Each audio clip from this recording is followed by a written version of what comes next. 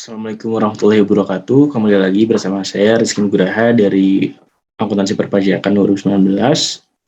Dan pada kesempatan ini merupakan tutor pada Astori Mapa untuk matkul PPN.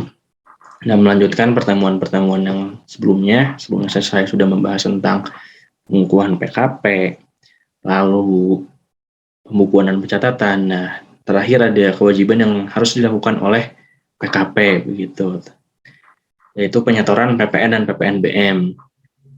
Soalnya ada satu lagi, yaitu setelah memungut, lalu itu menyetor, lalu melaporkan gitu. Jadi ada 3 step yang harus dilakukan oleh PKP. Di materi ini berkaitan dengan materi sebelumnya. Itu baik, pertama-tama yang wajib membayar atau menyetor dan melapor PPN PPNBM ini, pertama tadi ada PKP gitu. Nah, terus ada untuk pemungut PPN dan PPNBM-nya ada kantor pelayanan perbendaharaan negara, ada bendahara pemerintah, pusat dan daerah, Direktorat Jenderal dan Bea Cukai itu juga berhak untuk memungut PPN ataupun PPNBM. Jadi tidak hanya pengusaha kena pajak saja.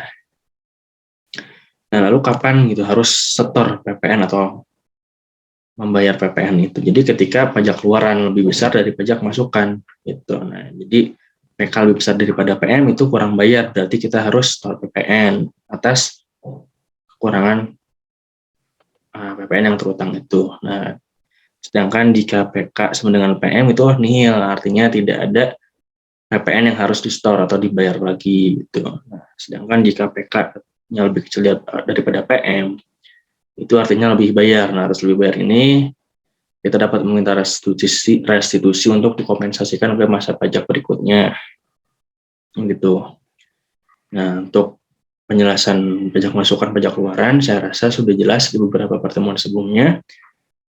Dan mari kita lanjut ke slide berikutnya. Nah, kapan harus store PPNBM? Kalau slide sebelumnya itu membahas kapan harus store PPN. Nah, kalau untuk PPNBM ini hanya dikenakan pada saat penyerahan BKP yang tergolong mewah gitu oleh pabrikan atau pengusaha yang menghasilkan, dan pada saat impor BKP mewah. PPNBM tidak dikenakan lagi pada rantai penjualan setelah itu. Adapun pihak yang memungut PPNBM tentu saja pabrikan BKP mewah pada saat penyerahan atau penjualan BKP mewah. Itu artinya berbeda dengan PPN gitu, bahwa PPN itu terjadi di setiap rantai transaksi gitu, dari hulu ke hilir itu pasti ada PPN gitu. Nah, kalau untuk PPNBM ini hanya oleh pabrikan saja gitu, yang memang BKP-nya itu tergolong mewah. Gitu. Artinya ketika memang membeli salah satu mobil sport mewah dari salah satu owner deal atau pabrikan di Indonesia gitu, nah itu hanya saat hanya dikenakan PPNBM itu pada saat ada penyerahan atau penjualan BKP mewah tersebut gitu. Sedangkan jika kita bukan merupakan pabrikan itu tidak dikenakan PPNBM gitu. Untuk ketentuan lebih lanjutnya boleh silakan baca di UU PPN dan PPNBM. Nah, saat pembayaran atau penyetoran PPN ataupun PPNBM gitu. Nah, pertama PPN dan PPNBM ini dihitung sendiri oleh PKP gitu, berapa yang harus disetor atas PK dan PM tadi gitu. Artinya ketika kurang bayarnya berapa gitu, dan paling lama di store itu akhir bulan berikutnya setelah masa pajak berakhir gitu. Artinya ketika untuk masa Maret paling lambat di store-nya bulan akhir April gitu. Nah, selanjutnya PPN dan PPNBM yang tercantum dalam SKPKB, SKPBT, dan STP harus dibayar atau disetor sesuai batas waktu yang tercantum gitu atas surat tersebut gitu. Jadi ketika teman-teman mendapatkan produk hukum dari DJP berupa SKPKB dan sebagainya, itu memang sudah ada ketentuan dari surat tersebut gitu, harus dibayarkannya kapan. Itu. Sedangkan untuk PPN atau PPNBM atas impor itu harus dilunasi bersamaan dengan pembayaran bea masuk. Dan apabila pembayaran bea masuk ditunda atau dibebaskan harus dilunasi saat penyelesaian dokumen impor. Jadi memang begitu saat barangnya masuk itu harus dikenakan PPN gitu, berbarengan dengan pengenaan bea masuk. Nah, PPNBM ataupun PPN yang dipungutnya oleh bendahara pemerintah ataupun Direktorat Bea Cukai itu ya ada ketentuan tertentu. Dan untuk bendahara pemerintah itu harus disetor paling lambat 7 bulan berikutnya setelah masa pajak berakhir, jadi lebih lama gitu ya. Artinya ketika ada penyerahan dengan bendahara pemerintah ini dapat terjadi. Gitu. Nah, sedangkan untuk yang dipungut oleh Bea Cukai atas impor ya pastinya gitu, itu harus disetor dalam jangka waktu 1 hari kerja setelah dilakukan pemungutan PPN pajak. Gitu. Artinya memang saat barang itu masuk lewat Bea Cukai memang harus di-store langsung gitu, paling lambat juga 1 hari kerja setelah dilakukan pemungutan PPN pajak. Nah, selanjutnya poin terakhir ada perlakuan khusus untuk PPN dari penyerahan tepung terigu oleh Badan Urusan Logistik atau Bulog. Nah, itu harus dilunasi sendiri oleh PKP sebelum surat perintah pengeluaran barang atau delivery order ditebus.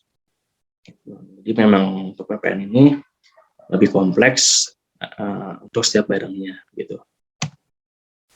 Nah, tempat pembayarannya sendiri atau pencaturan pajaknya sama dengan pajak-pajak lainnya, yaitu di kantor pos dan giro ataupun bank persepsi gitu yang memang menyediakan jasa pembayaran pajak.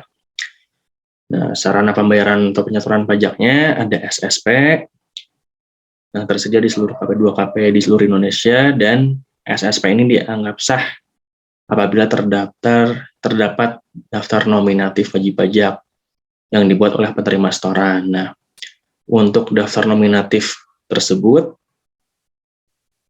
dapat teman-teman pelajari di PMK nomor 37, PMK 3 2015 itu terkait sarana pembayaran ataupun penyetoran pajak.